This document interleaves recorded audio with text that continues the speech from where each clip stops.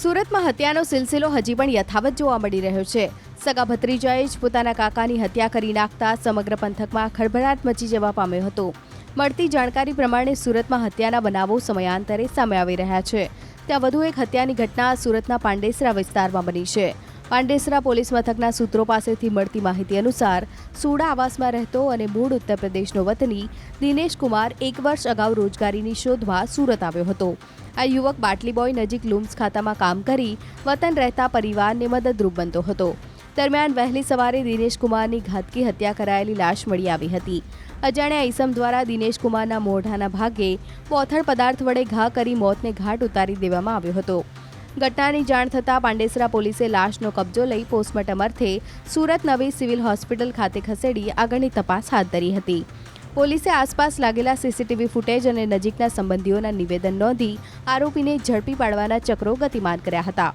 પાંડેસરા પોલીસની તપાસમાં મૃતકની હત્યા તેના સગા ભત્રીજા દ્વારા કરવામાં આવી હોવાનું સામે આવ્યું હતું. મૃતક દિનેશ કુમાર અને વિજયસિંહ સંબંધમાં કાકા ભત્રીજા થાય છે. જ્યાં વતનમાં અગાઉ બંને વચ્ચે નાના મોટા ઝઘડા ચાલી આવ્યા હતા. જે ઝઘડાની અદાવતમાં ગતરોજ બંને વચ્ચે થયેલી મારામારી બાદ ભત્રીજા વિજયસિંહે બોથડ પદાર્થ વડે ઘા કરી મોતને ઘાટ ઉતારી ફરાર થઈ ગયો હતો. બ્રિજેશ નામના માણસે દિનેશ નામના માણસને મારામારી કરે અને એ મારામારીનું પરિણામ હત્યામાં નીપજે. દિનેશસિંહનું ડેડ બોડી મળી આવતા શરૂઆતમાં શંકાના આધારે તેની ઓળખ કરી તેને હોસ્પિટલ પહોંચાડતા પોતે મરણ ગયેલ છે, તેની હત્યા થયેલ છે તેવું ડોક્ટરે જણાવતા મર્ડરનો ગુનો નોંધી પાંડેસરા પોલીસ સ્ટેશને આગળની કાર્યવાહી શરૂ કરી છે. જેમાં બ્રિજેશસિંહનું નામ પ્રાથમિક બાતમીદારોથી આવેલ છે. તેની શોધખોળ ચાલુ છે અને તેને મેળવીને તેની પાસે જે પણ પુરાવા મળશે તે મેળવી તેના વિરુદ્ધ કાયદેસરની કાર્યવાહી કરવામાં આવશે.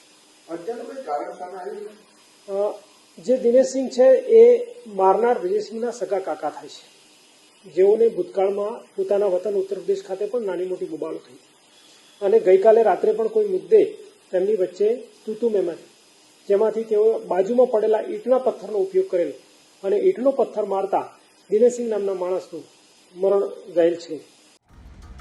સુરતમાં હત્યાનો સિલસિલો હજી પણ યથાવત જોવા મળી રહ્યો છે. સગા ભત્રીજાએ જ પોતાના કાકાની હત્યા કરી નાખતા સમગ્ર પંથકમાં ખળભળાટ મચી જવા પામ્યો હતો. મળતી જાણકારી પ્રમાણે સુરતમાં હત્યાના બનાવો સમયાંતરે સામે આવી રહ્યા છે. ત્યાં વધુ એક હત્યાની ઘટના સુરતના પાંડેસરા વિસ્તારમાં બની છે. પાંડેસરા પોલીસ મથકના સૂત્રો પાસેથી મળતી માહિતી અનુસાર સુડા આવાસમાં રહેતો અને મૂળ ઉત્તર પ્રદેશનો વતની દિનેશ કુમાર 1 વર્ષ અગાઉ રોજગારીની શોધમાં સુરત આવ્યો હતો.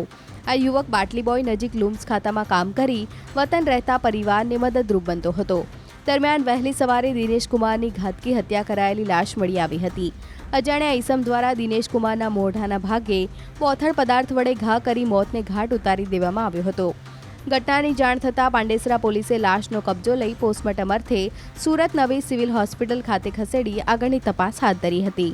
પોલીસે આસપાસ લાગેલા સીસીટીવી ફૂટેજ અને નજીકના સંબંધીઓના નિવેદન નોંધી આરોપીને ઝડપી પાડવાના ચક્રો ગતિમાન કર્યા હતા.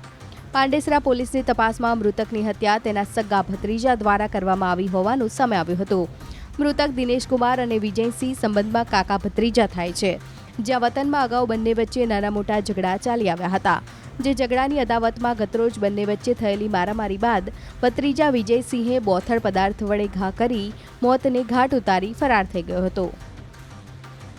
બ્રિજેશ નામના માણસે દિનેશ નામના માણસને મારામારી કરે અને એ મારામારીનું પરિણામ હત્યામાં નીપજે. દિનેશસિંહનું ડેડ બોડી મળી આવતા શરૂઆતમાં શંકાના આધારે તેની ઓળખ કરી તેને હોસ્પિટલ પહોંચાડતા પોતે મરણ ગયેલ છે, તેની હત્યા થયેલ છે તેવું ડોક્ટરે જણાવતા મર્ડરનો ગુનો નોંધી પાંડેસરા પોલીસ સ્ટેશને આગળની કાર્યવાહી શરૂ કરી છે. જેમાં બ્રિજેશસિંહનું નામ પ્રાથમિક બાતમીદારોથી આવેલ છે. તેની શોધખોળ ચાલુ છે અને તેને મેળવીને તેની પાસે જે પણ પુરાવા મળશે તે મેળવી તેના વિરુદ્ધ કાયદેસરની કાર્યવાહી કરવામાં આવશે. જે દિનેશસિંહ છે એ મારનાર વિજયસિંહના સગા કાકા થાય છે, જેઓને ભૂતકાળમાં પોતાના વતન ઉત્તર પ્રદેશ ખાતે પણ નાની મોટી બબાળો થઈ અને ગઈકાલે રાત્રે પણ કોઈ મુદ્દે તેમની વચ્ચે તૂતુ મેમાં થઈ, જેમાંથી તેઓ બાજુમાં પડેલા ઈંટના પથ્થરનો ઉપયોગ કરેલો અને ઈંટનો પથ્થર મારતા દિનેશસિંહ નામના માણસનું મરણ ગયેલ છે.